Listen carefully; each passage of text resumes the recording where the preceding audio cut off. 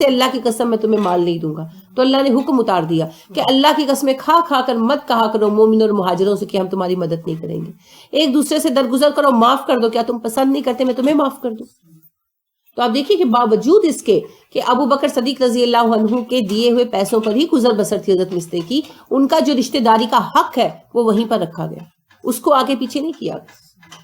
اور وہ حق اتنا شدید ہے کہ اگلے نے اتنی بڑی زیادتی کی کہ اس سے بڑی کوئی زیادتی نہیں ہو سکتی نا. کسی کی عزت پر لفظ اچھالنے سے بڑا تو قتل بھی نہیں ہے, لیکن اللہ نے کہا یہ بھی معاف کر دو, یہ بھی معاف کر دو. تو ہمارے تو معاملے ہی بڑے چھوٹے چھوٹے ہوتے ہیں.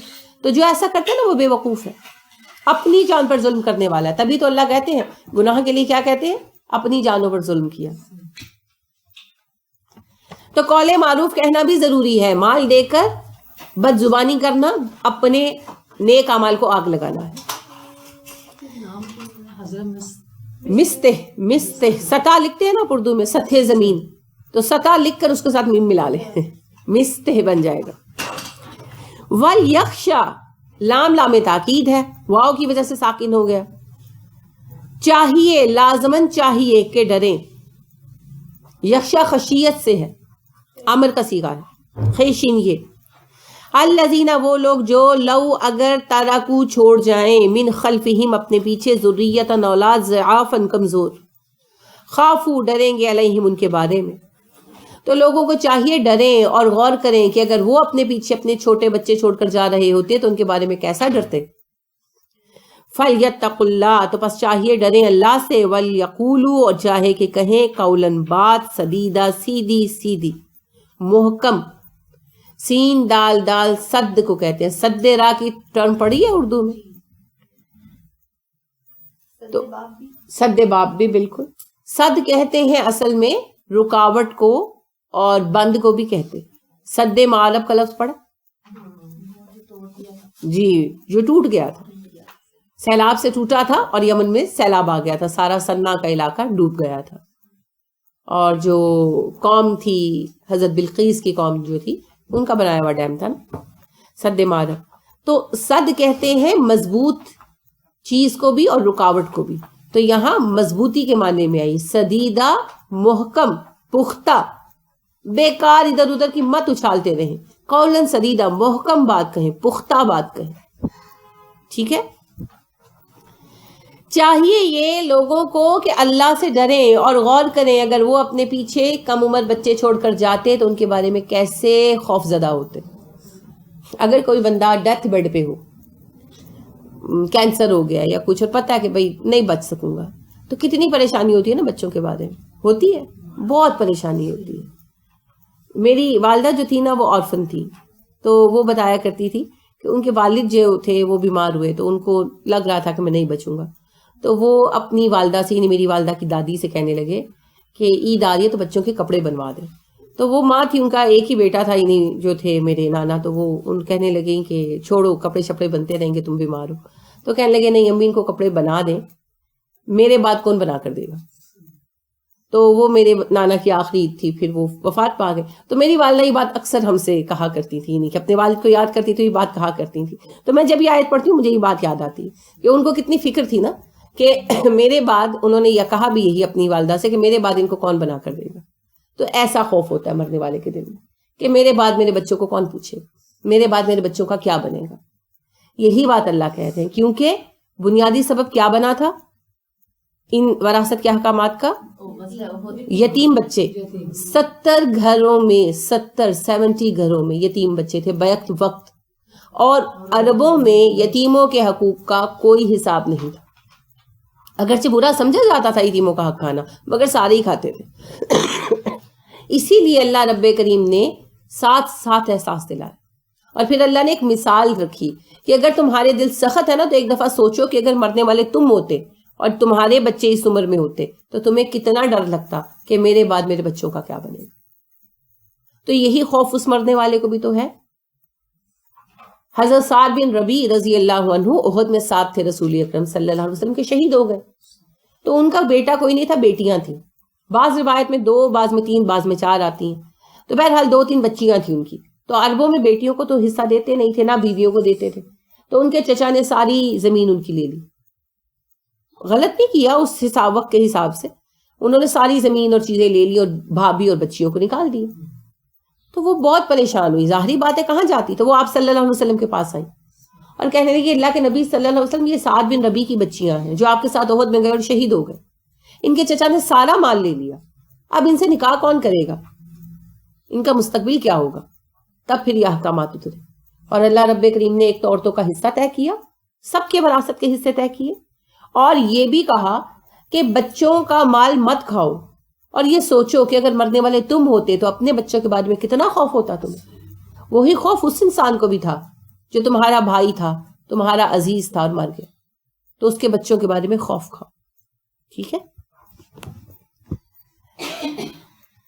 فَلْيَتَّقُ اللَّهَ، تو بس چاہیے اللہ سے ڈرو. یتیم کا کوئی پوچھنے والا نہیں ہے نا.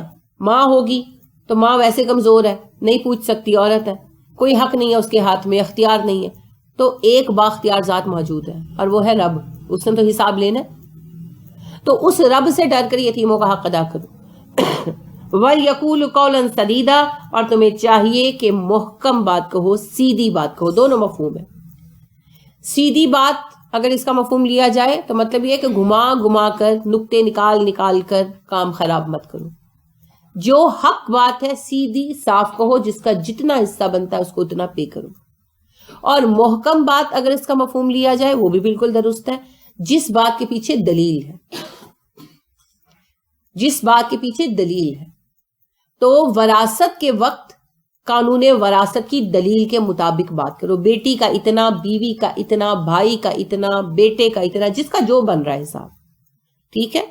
اور اگر تمہارے پاس دلیل نہیں ہے تو بیکار خاندانی رسمیں اور تعصبات اور قبائلی طریقے یہ لے کر مت آؤ. ٹھیک ہے. دلیل لاؤ، اور دلیل کیا ہے مسلمان کے لیے؟ قانون وراثت. اور یہ قانون وراثت آپ اپنے گھروں میں اپلائی کر سکتے ہیں، آپ کو عدالت نے منع نہیں کیا ہوا. ٹھیک ہے جی. آپ نے ابھی جو بتایا سعد بن ربیعہ کا، ان کے لیے آیت نمبر 9 لی تھی یا وراثت کے احکامات؟ سعد بن ربیع آیت نمبر 9 کا خصوصیت سے شان نزول یہی بیان کیا جاتا ہے.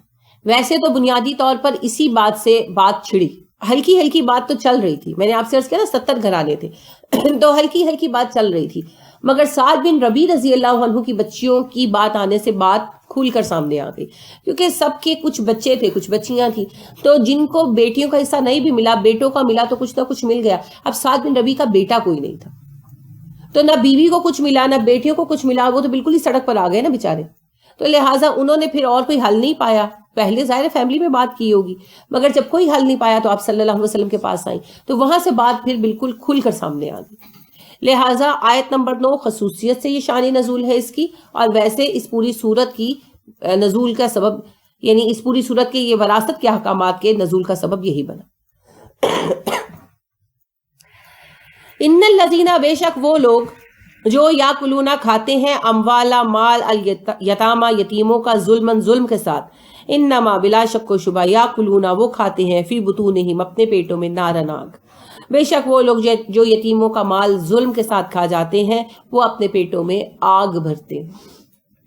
یتیموں کا مال کھانا حرام ہے. آپ کو پتہ ہے کسی کا بھی مال ناجائز طریقے سے کھانا حرام ہے، اور یتیم کا تو بدرجہ ہے اولا، کیونکہ یتیم کے لیے خاص طور پر ہمیں حکم دیا گیا ہے کہ ہم ان کے مال کی حفاظت کریں اور ان کی کفالت کریں. اب ہم جو ان کے نگران بنائے گئے ہیں، ہم بھی ان کا مال کھانا شروع کر دیں گے تو یتیم کہاں جائیں گے، ہے نا. اس وجہ سے یتیموں کے مال پر خصوصیت سے وعیدیں اتری اگر کوئی یتیم کا مال کھائے. تو آپ صلی اللہ علیہ وسلم نے اس کے لیے سخت جو ہے وعیدیں بیان کی ہیں، اور قیامت کے دن ان پر سخت ترین عذاب ہوگا. اور آپ کو پتہ ہے کفار کی، مشرکین کی بار بار یہ صفت بیان کی گئی کہ وہ یتیموں کا مال کھا جاتے ہیں. تو مومنوں کے لیے یہ اس کا جواز ہی کوئی نہیں، کیونکہ دیکھیے کتنے رشتے ہو جاتے ہیں نا. پہلی بات انسان ہے سب. آپ کو پتہ ہے سورہ نساء کی شروع میں اللہ نے بنیادی بات یہی بیان کی، ہم نے تمہیں ایک مرد و عورت سے پیدا کیا. تو جو مر گئے وہ بھی ہمارے بھائی تھے، اور جو بچے ہیں وہ بھی رشتے میں ہمارے بہن بھائی ہیں. تو بہن بھائی پر ظلم نہیں کرتے. اس کے بعد پھر دین کا رشتہ ہے. تو مومن سے محبت کیے بغیر مومن نہیں ہو سکتا. ایمان کی پہلی پہچان کیا ہے؟ مومنوں کے لیے دل میں محبت پیدا ہو. یہ حقیقت ہے. ایمان کی پہلی پہچان یہ ہے کہ مومن مومن سے پیار کرتا ہے, اور اگر ایک مومن دوسرے مومن سے پیار نہیں کرتا تو بھائی ایمان کہیں نہیں. لہٰذا رسول اکرم صلی اللہ علیہ وسلم نے کہا تم میں سے کوئی حقیقی مومن نہیں ہو سکتا جب تک وہ اپنے بھائی کے لیے وہی نہ پسند کرنے لگے جو اپنے لیے پسند کرتا. تو آپ اپنے لیے کیا پسند کریں گے؟ اگر میں مر جاؤں اور میرے بچے چھوٹے ہوں تو دوسرے ہمارے بچوں کو سر پہ اٹھا کے پھر یہی چاہیں گے نا, ہر کوئی چاہے گا. تو پھر دوسرے بہن بھائی کے بچے کے لیے کیوں نہیں سوچتے وہی چیز؟ پھر آپ صلی اللہ علیہ وسلم نے فرمایا اللہ کی قسم تم جنت میں نہیں جا سکتے جب تک تم مومن نہ ہو جاؤ, اور اللہ کی قسم تم مومن نہیں ہو سکتے جب تک تم ایک دوسرے سے محبت نہ کرنے لگو. تو جس سے محبت ہو اس کے بچوں سے محبت ہوتی. تو پھر آپ اس کے بچوں پر ظلم کر سکتے ہیں؟ جی ضرور, کوئی مسئلہ نہیں. جی ٹیسٹ ہوتا ہے, کوئی مسئلہ نہیں ہے. آپ کو میں بعد میں نوٹس پرووائڈ کرتا ہوں, فکر نہ کریں. 2 گھنٹے کی کلاس ہوتی ہے؟ جی ہاں, کلاس بنیادی طور پر 2 گھنٹے کی ہوتی ہے. 10 بجے سے 12:30 کا جو ہے نا وقت ہے ہمارا. تو ابھی جو ہے وراثت کے قوانین ہے تو اس لیے 2 گھنٹے, ویسے 11:30 میں ختم کر دیتی ہوں قرآن پڑھانا, لیکن چونکہ وراثت کے قوانین ہے تھوڑا سا ٹائم لیں گے. کوئی بات نہیں, آپ کی طبیعت جس طرح اجازت ہے آپ اس طرح سے آئیں. بہت اچھا بولتی ہیں آپ, بہت اچھا. جزاک اللہ خیر. السلام علیکم.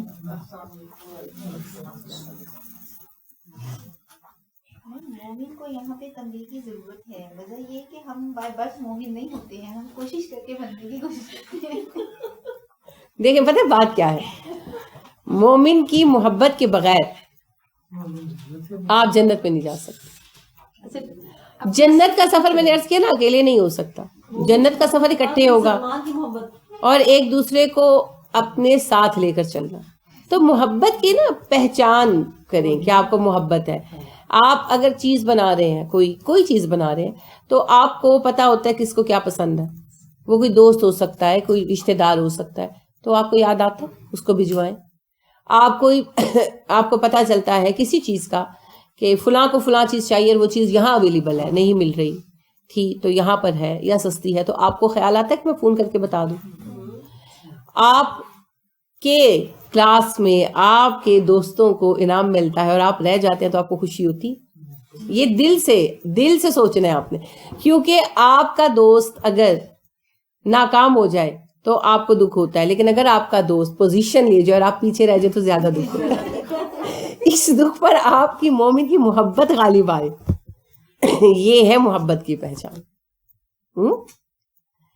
اسی طرح آپ اپنے لیے کوئی چیز لیں, کوئی چیز, اور وہ مائنر چیز بھی ہو سکتی ہے, کوئی پین پینسل بھی ہو سکتی ہے, ضروری نہیں کہ اس سے مراد آپ کا 10,000 کا جوڑا ہی ہوگا. اس کو آپ کا کوئی بہن بھائی زیادہ پسند کرے اور اس کو وہ چیز نہیں مل رہی اور وہ اس کے لیے بےتاب ہے, تو آپ اپنے اوپر احسار کر کے دے دیں. یہ پہچانیں ہیں ایمان کی محبت کے تقاضوں کی. ٹھیک ہے, تو محبت جو ہے نا یہ بڑھانی پڑتی ہے, یہ خود بخود نہیں ہوتی, محبت بڑھانی پڑتی ہے. تو محبت بڑھانے کے طریقے رسول اکرم صلی اللہ علیہ وسلم نے کیا بتائے؟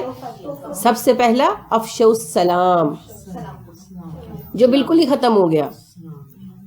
پرسوں بچے جو ہے نا وہ دیکھ رہے تھے اینیمیٹڈ سیریز حاتم تائی, وہ بچوں کے کارٹون ہی ہے وہ حاتم تائی. تو اس میں یہ نوٹس کر رہی تھی, وہ پاس بیٹھی دیکھ رہی تھی نور الہدا, تو میں یہ نوٹس کر رہی تھی کہ وہ آتے ہیں خدا حافظ خدا حافظ, یعنی انہوں نے مسلمانوں کا شعار بنا دیا. مسلمانوں کا شعار خدا حافظ نہیں ہے. ملتے ہیں تو آداب اور جاتے ہیں تو خدا حافظ. تو میں نے اس کو پھر کنوینس کیا کہ یہ مت دیکھو, کچھ اور دیکھو. مسلمان ملتے ہیں تو السلام علیکم اور الگ ہوتے ہیں تو السلام علیکم. یہ پتہ نہیں خدا حافظ کہاں سے جنم لے کر آ گیا, یہ شیطان کی چال ہے. آپ صلی اللہ علیہ وسلم نے فرمایا, جو میں نے بھی حدیث آپ سے عرض کی, کہ تم اس وقت تک جنت میں نہیں جا سکتے جب تک تم مومن نہ ہو جاؤ, اور تم تب تک مومن نہیں ہو سکتے جب تک تم ایک دوسرے سے محبت نہ کرنے لگو. میں بتاؤں محبت پیدا کرنے کا طریقہ کیا ہے؟ افشوا السلام, سلام پھیلاؤ. تو شیطان نے سلام کو ریپلیس کر دیا آداب عرض جواب عرض کے ساتھ. نہیں, ہیلو تو کم بھی کرتے ہیں بچے, اللہ حافظ ہی کرتے ہیں, ہیلو وغیرہ کوئی نہیں کرتے. تو السلام علیکم پہلی چیز. दूसरी चीज तोहफा देना, ठीक है, वो सेकेंडरी है, दूसरी चीज है तोहफा देना, और तोहफा कोई भी चीज दी जा सकती है, ठीक है।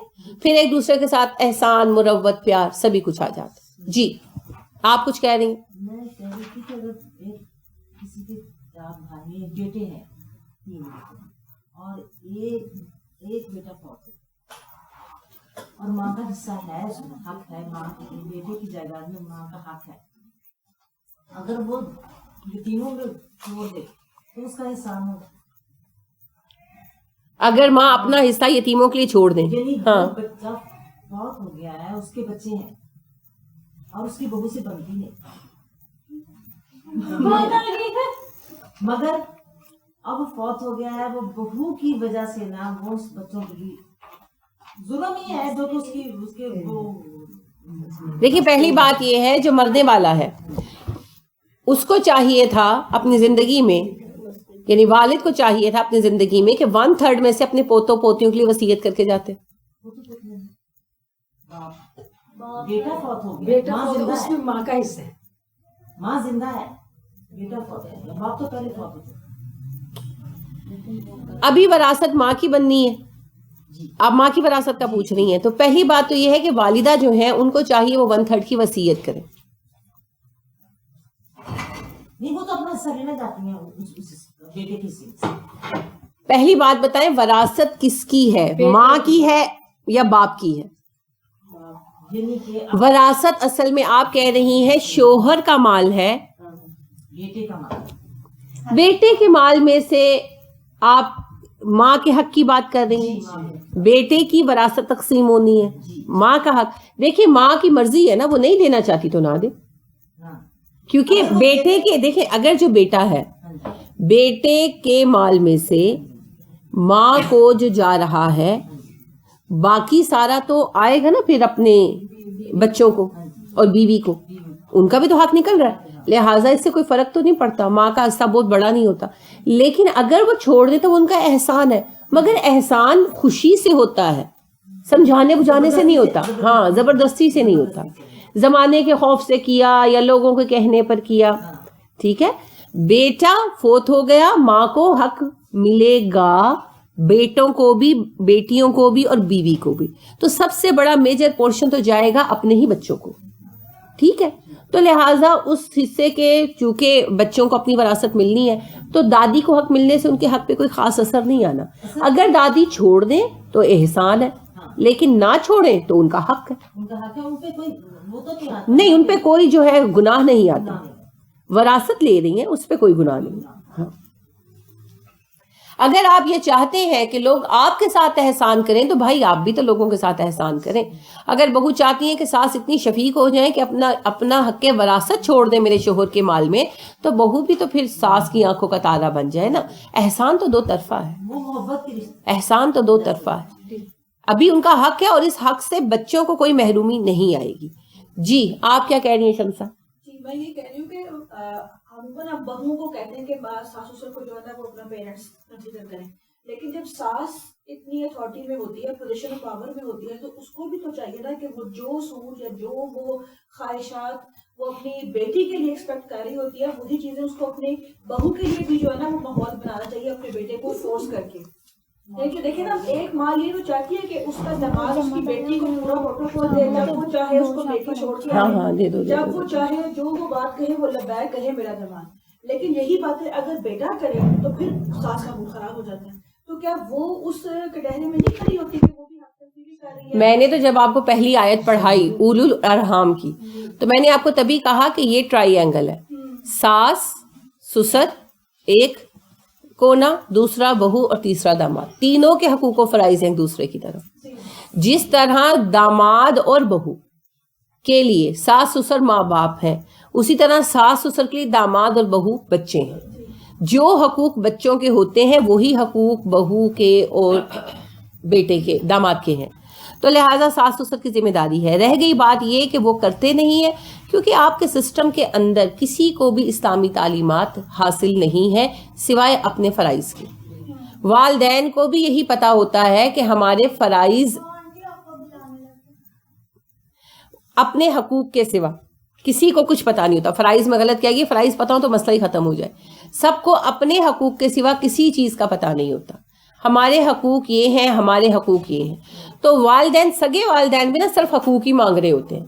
وہ جو بیچ میں نرم پڑ جاتے ہیں نا, وہ نیچرل لو ہے جو ظاہر اپنی پیدا کردہ اولاد کے ساتھ ہے, پھر پالا ہے, ایسوسیشن ہے, لہٰذا وہ اس محبت کی وجہ سے رک جاتے ہیں, ورنہ کرتے وہ بھی وہی ہیں کہ ہمارا یہ حق ہے, ہمارا یہ حق ہے. مگر جب وہ اپنی ایک نیچرل محبت زور مارتی ہے تو پھر بچوں کی خوشی کے لیے برداشت کر جاتے ہیں. اب ساس سسر میں وہ نیچرل لو نہیں ہوتا, کیونکہ نہ انہوں نے پیدا کیا, نہ وہ ایسوسیشن ہے.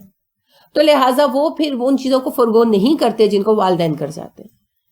اصل بات یہ ہے کہ ہم سب کو حقوق و فرائض پڑھنے چاہیے, کم از کم قرآن میں سے ہر کوئی اپنے اپنے فرائض پڑھے اور اپنا اپنا فرض ادا کرنا شروع کرے, تو آپ دیکھیں سب چیزیں اپنی اپنی جگہوں پر سیٹ ہو جائیں گی. بیٹی تو دوسرے گھر پہ ہوتی ہے, اس کا تو آپ کو کوئی بھی بینیفٹ نہیں ملے گا, لیکن جب آپ بہو سے زیادتی کرتے ہیں نا تو وہ سارا ماحول گھر کا آپ کا خراب ہوتا ہے. آپ کے بیٹے بھی ٹینشن میں آتے ہیں, آگے سے آپ کے پوتے پوتیوں کو بھی جو ہے نا وہ اپنی حق تلفی کا احساس زیادہ ہوتا ہے. تو آپ انڈائریکٹلی نا اپنے گھر کا ماحول خراب کر رہے ہوتے ہیں اپنی بہو کو نگلیکٹ کر کے. یہ جو ہے نا جسے کہتے ہیں فہم, یہ ساس اور سسر کو کرنا چاہیے کہ وہ انڈائریکٹلی نا اپنے لیے اذیت اور جو ہے نا تنگی والا ماحول, مشکلات اپنے لیے پیدا کر رہے ہیں اپنی بہو کو نگلیکٹ کر کے اپنی بیٹی کے اوپر. آپ بالکل صحیح کہہ رہی ہیں, لیکن میں نے عرض کیا نا سب سے اہم مسئلہ یہی ہے کہ فہم ہی کی کمی ہے, شعور کی ہی کمی ہے. عرب جو تھے بالکل جاہل, ان پڑھ تھے, مگر جب قرآن پڑھا اور شعور آیا تو انہوں نے حق ادا کرنے شروع کر دیے, اپنی ڈیوٹی دینی شروع کر دی. پتہ کیا ہے, فرائض کا فہم ہونا چاہیے کہ مجھ سے سوال ہوگا. ہماری سوچ یہ ہے کہ بچوں سے ماں باپ کے بارے میں سوال ہوگا اور ماں باپ سے گویا اولاد کے بارے میں نہیں ہوگا. تو یہ غلط فہمی ہے, یہ اولادیں جہنم میں لے کر جائیں گی نا. تو آپ دیکھیے کہ ان اولادوں میں بہو بھی شامل ہے اور داماد بھی شامل ہے, تو یہ ہمارے لیے جنت اور جہنم کا سبب بن سکتے. تو اولادوں کے حقوق جس طرح ہیں اس طرح داماد اور بہو کے بھی حقوق ہیں, وہ بالکل وائس ورثہ ہے. جو کچھ ساس سسر کے لیے ذمہ داری ہے نا بہو اور داماد کی, وائس ورثہ ساس سسر کے لیے بہو اور داماد کے لیے بھی ہے. مگر ہمارے یہاں تو کوئی بھی حق ادا نہیں کر رہا. یہ سارا بگاڑ اس وجہ سے ہے, ادارے ہوں گھر ہوں, بگاڑ کا سبب یہی ہے, اپنی اپنی ڈیوٹی پوری نہیں کر رہے. جیسے آپ جاتے ہیں نا آفس میں تو کلرک چائے پی رہا ہے جی, ہے نا, کام نہیں کر رہا. کلرک سو رہا ہے جی, کلرک آیا ہی نہیں ہوا جی, کلرک جو ہے وہ کسی سے ملنے چلا گیا جی, سارے ہی آفس میں سے جو ہے وہ کلرک غائب ہے. یہ کیا ہوتا ہے, ڈیوٹی نہ کرنا نا.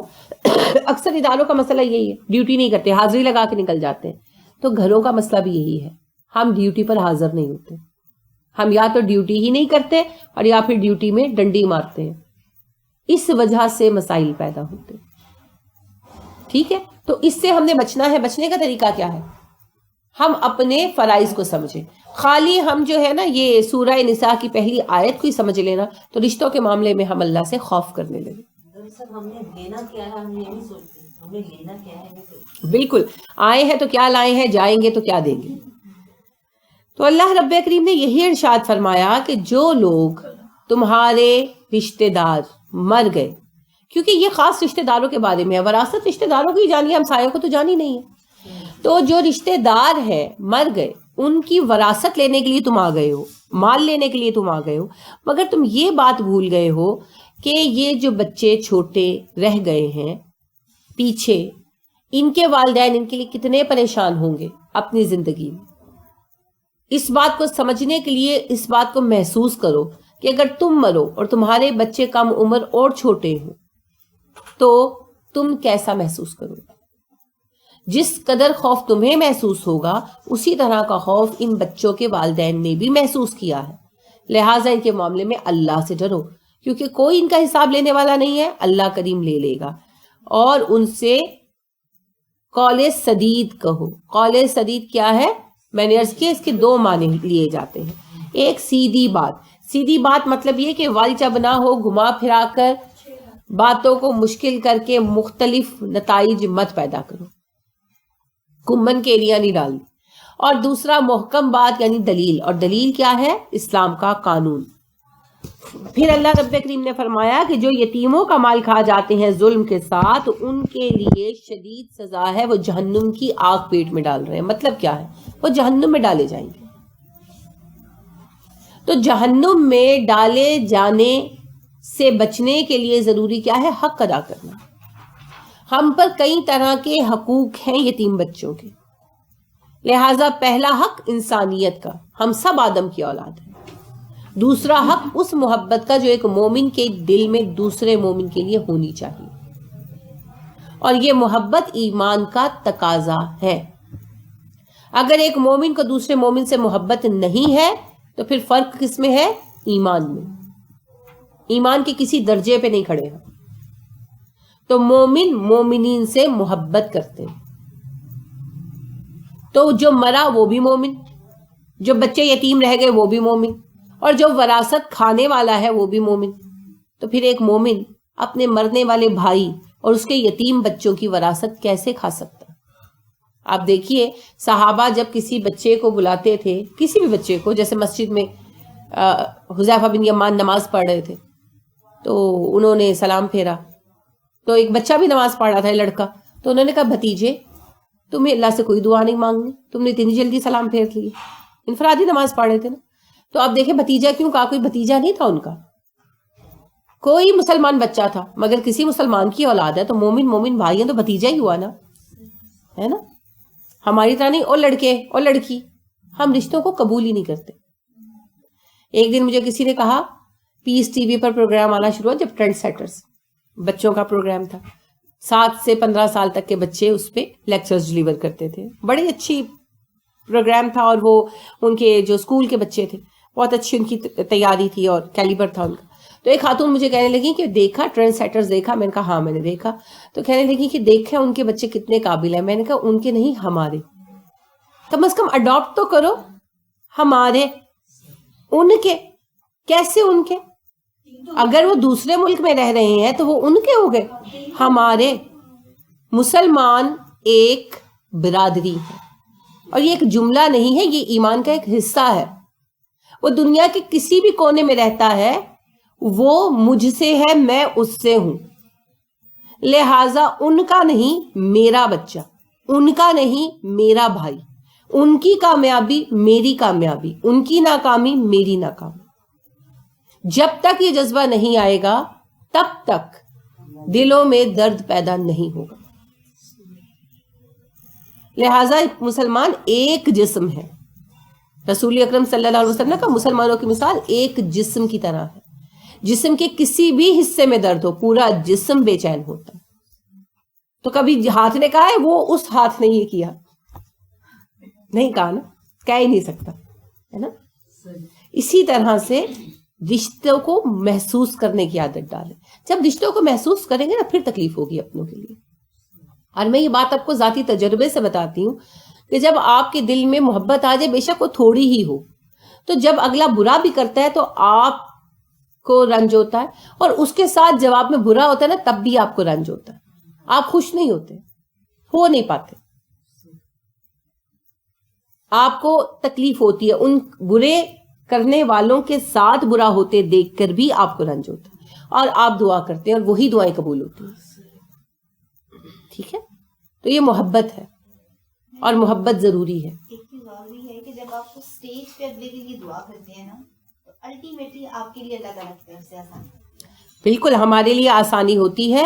اور اللہ کے نبی صلی اللہ علیہ وسلم نے ارشاد فرمایا کہ جب مومن اپنے مومن بھائی کے لیے دعا کرتا ہے، رشتے کے بھائی کی بات نہیں ہو رہی، مومن کی بات ہو رہی ہے، ایک مومن دوسرے مومن کے لیے دعا کرتا ہے تو اس مومن کے لیے اس کے لیے وہ دعا قبول کر لی جاتی ہے، اور وہی چیز اس کے لیے بھی لکھ لی جاتی ہے. اللہ کہتے ہیں میں نے تجھے بھی دیا اور اسے بھی دیا. حدیث کے الفاظ ہیں. جب ایک مومن بھائی اپنے مومن بھائی کے لیے دعا کرتا ہے تو اللہ فرماتے ہیں میں نے اسے بھی دیا اور تجھے بھی دیا. تو اگر آپ اس کے لیے ایمان مانگتے ہیں تو آپ کو بھی ایمان ملے گا. اس کے لیے آپ رزق کی فراخی مانگتے ہیں تو آپ کو بھی ملے گی. اگر آپ اس کے لیے ہدایت مانگتے ہیں تو آپ کو بھی ملے گی. مومن کا مومن کے لیے دعا کرنا بے حد پسندیدہ ہے. آپ کو پتا ہے اللہ پورے رمضان سے زیادہ خوش اس وقت ہوتے ہیں جب عید کی نماز کے بعد مسلمان آپس میں مل رہے ہوتے ہیں. پورے رمضان کے برابر بخشش ہوتی ہے نا اس رات سوری اس دن کہ جس وقت نماز کے بعد مسلمان مل رہے ہوتے ہیں نا تو اللہ اس وقت مومنوں پر بے حد خوش ہوتے ہیں. تو پھر بنیادی طور پر اللہ کو پسند کیا ہے؟ مومنوں کا ایک دوسرے کے ساتھ محبت کرنا. تو یہ محبت ہی جنتوں میں لے جائے گی.